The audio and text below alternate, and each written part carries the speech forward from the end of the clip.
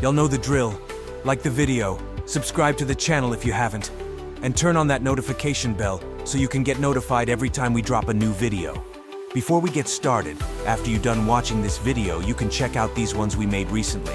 I'll see you after the intro. Elon Musk joins Trump in the Oval Office. In a surprising turn of events, Elon Musk found himself alongside with President Donald Trump in the Oval Office. Trump, with his characteristic fervor, expressed his disbelief regarding the judicial system's stance on corruption investigations.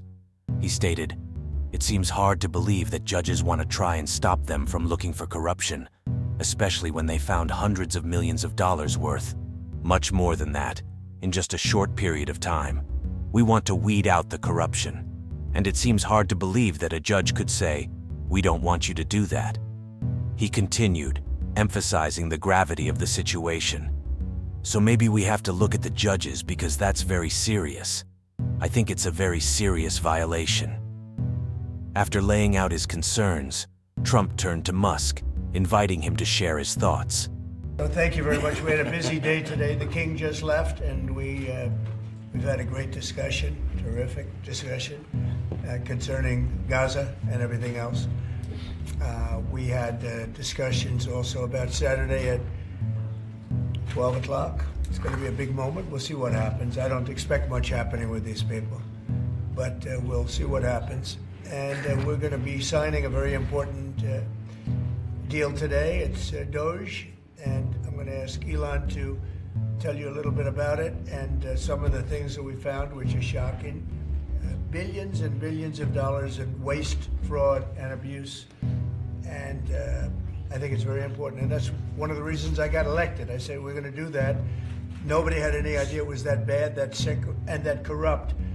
And it seems hard to believe that judges want to try and stop us from looking for corruption, especially when we found hundreds of millions of dollars worth, much more than that, in just a short period of time. And we want to weed out the corruption.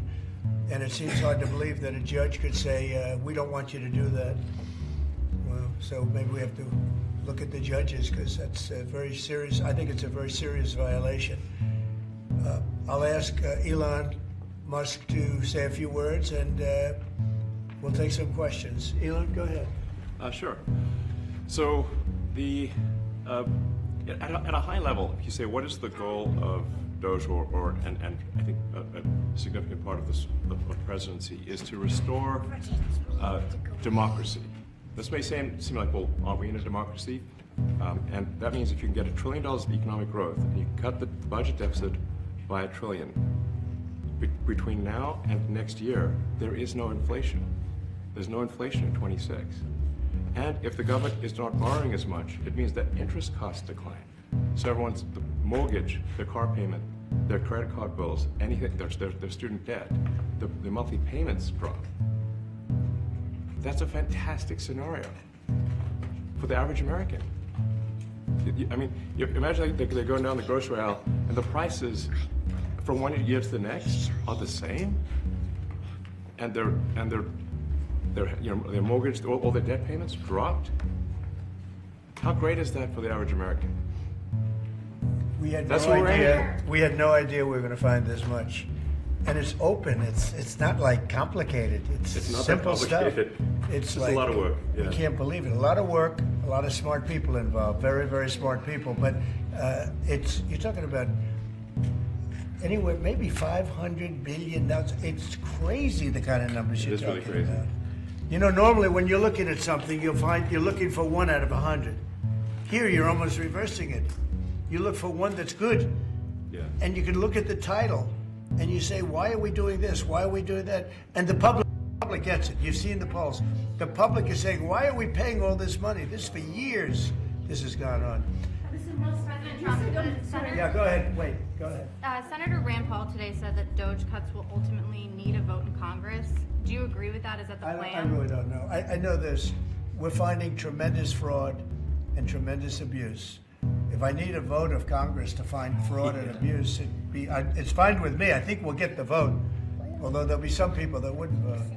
And how could a judge want to hold us back from finding all of this fraud and finding all of this incompetence.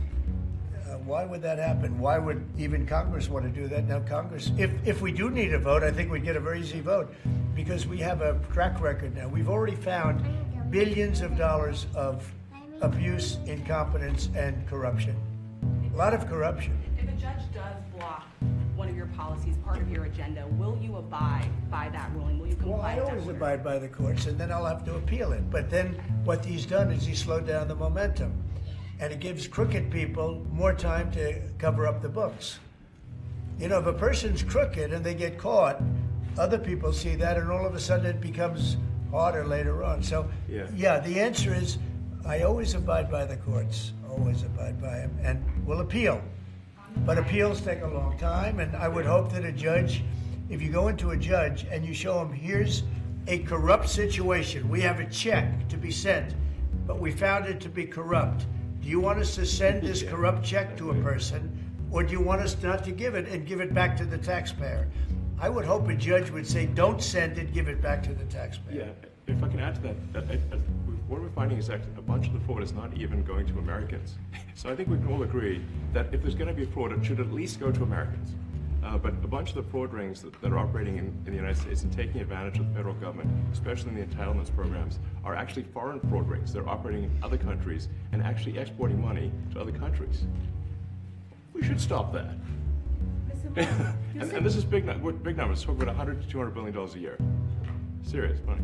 Mr. Musk, you said on X that an example of the fraud that you have cited was $50 million of condoms was sent to Gaza.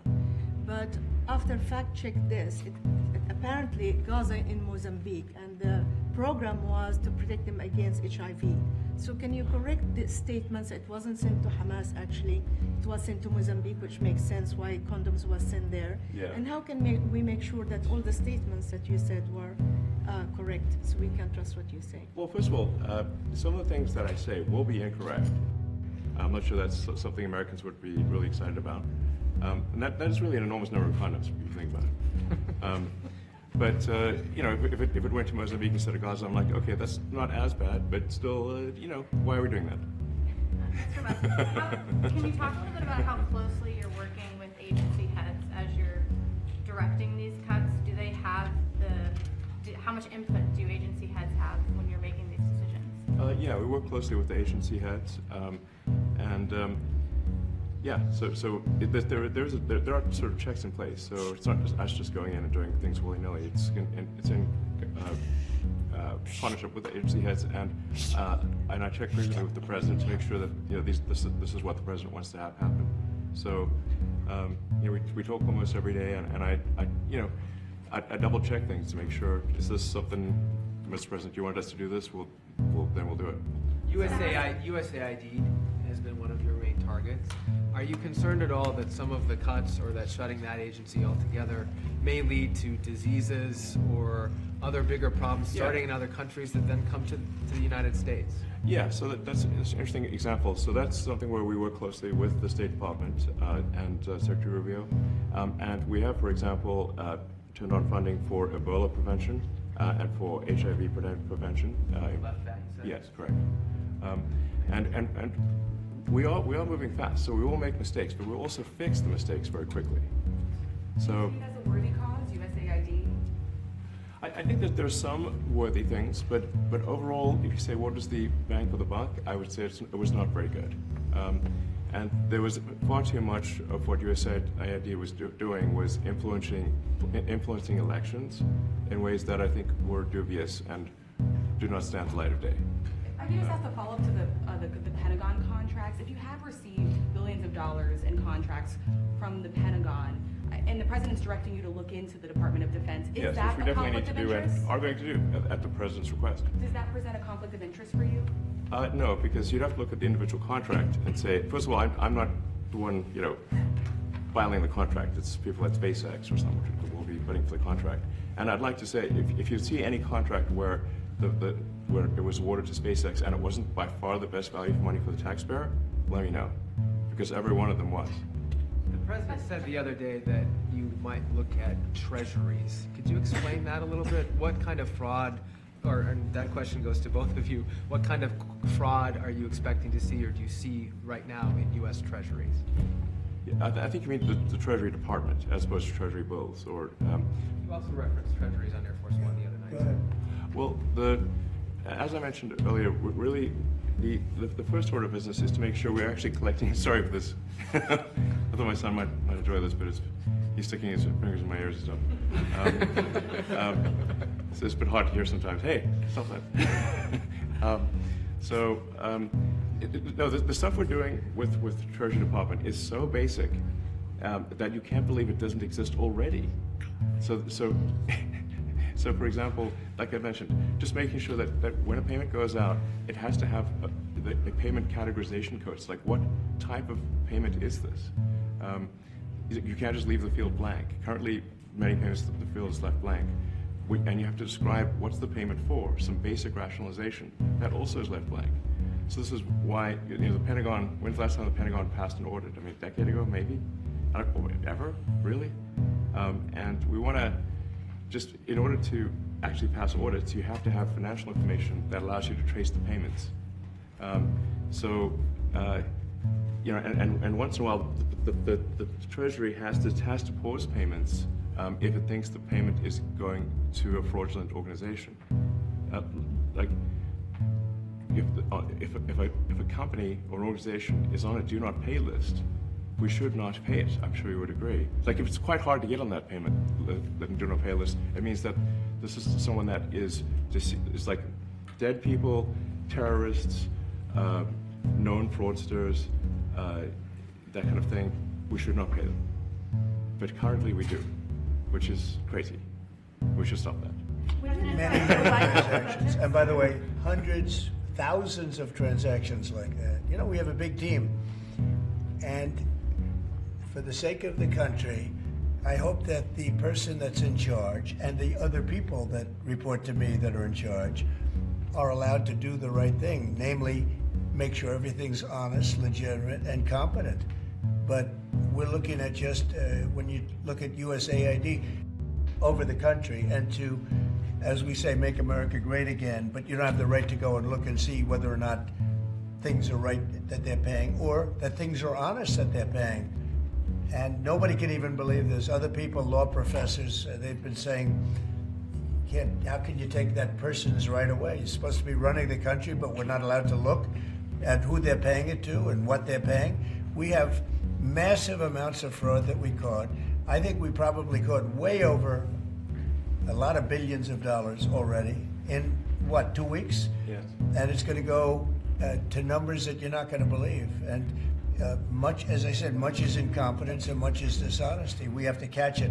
And the only way we're going to catch it is to look for it. And if a judge is going to say you're not allowed to look for it, that's pretty sad for our country. I don't understand how it could even work. The buyout program, can you personally guarantee that? Which one? The buyout program, the offer to federal workers.